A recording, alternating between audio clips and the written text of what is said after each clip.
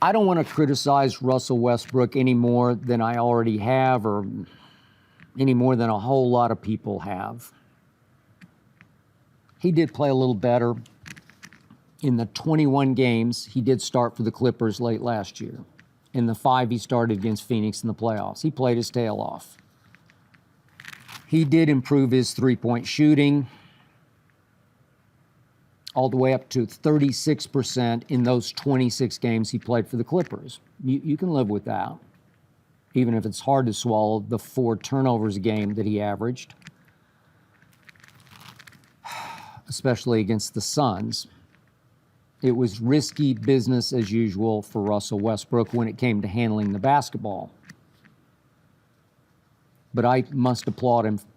He made 88% of his free throws in those 5 playoff games. And that's a far cry from the 66% that he made in the regular season, which was just inexplicably awful and near the bottom of the NBA. So, this offseason, once again, Russell Westbrook became a free agent, and at 34 years of age, a slam dunk first ballot Hall of Famer, an all-time top 75 player, nobody wanted him. Nobody but the Clippers again. So next year, Russell Westbrook will play again for the Clippers for a grand total of $3.8 million. He will be the 273rd highest paid player in the NBA. I'm going to repeat that. Russell Westbrook, slam dunk first ballot Hall of Famer, will be the 273rd highest paid player in the NBA.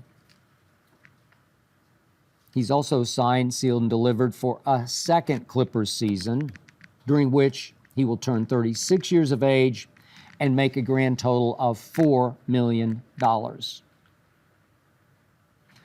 Yep, it has come to this for a former NBA MVP who averaged a triple-double over 4 out of 5 seasons in one stretch.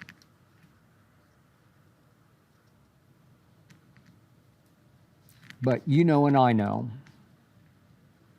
history says that next year he'll wind up shooting about 30% from 3 while leading the league in turnovers yet again. That's why the rest of the NBA took one sniff at Russell Westbrook and said, recipe for disaster. I'll say it again. Russ played his tail off against Phoenix, and that was without Kawhi, without Paul George. But the NBA now sees Russ for what I always saw him as. He's a solo act of a stat machine. He's more interested in statting than winning. Too many air balls, too many jaw-dropping turnovers, too much out of control. Russ plays hard for Russ. So to me, the biggest shock is that the Clippers said, sure, we'll run it back with Russ, even at $3.8 and $4 million.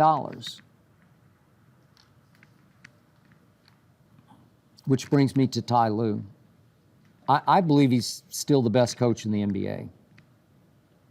I also believe he has so much stubborn pride that is getting the best of him when it comes to Russ.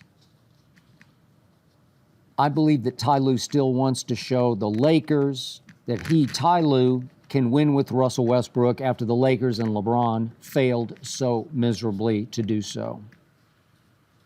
My gut feeling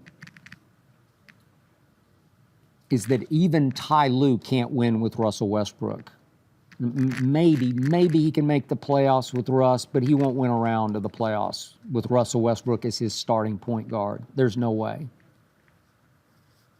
But now, I'm even wondering about making the playoffs. It sure sounds like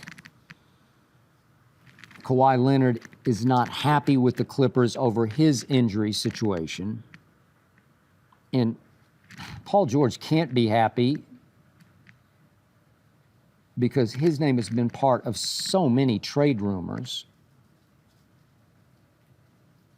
So in conclusion, I'll be the first to admit, ahead of last season, I picked the Clippers to win it all. There was no Russ. Lakers were stuck with Russ. But now, with Russ at point guard, I doubt I'll even pick them to make the playoffs. I'm sorry, Ty, and I love you, man. I just don't get it. I hope you enjoyed that video. You ready for more?